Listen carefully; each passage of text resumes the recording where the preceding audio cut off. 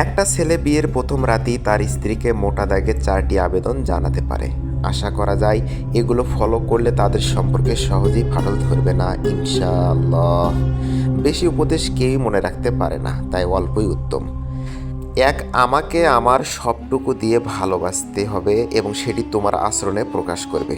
আজ থেকে তুমি মানে আমিও, অর্থাৎ আমি আর আমি মিলে একটি সত্তার মত। তোমার ভালোবাসাকে আমি কখনোই অবমূল্যায়ন করব না।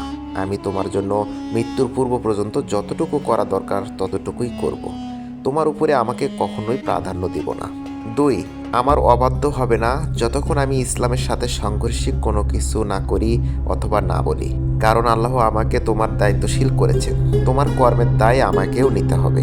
3, আল্লাহর ইবাদতে কোনো ত্রুটি করো না এবং হারাম কোনো কাজ করো না, কারণ তোমার জান্নাত তোমাকেই কামাই করতে হবে। জাহান্নাম থেকে বাঁচতে হলে কেউ তোমাকে সাহায্য করতে পারবে না। 4, আমার বাবা মার সাথে কখনোই বেয়াদবি করবে না।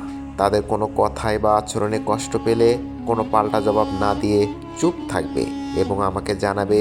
আমি কথা দিচ্ছি অন্যায়ভাবে বাবা মায়ের পক্ষাবলম্বন করে তোমার উপর জুলুম করব না, ইনশাআল্লাহ।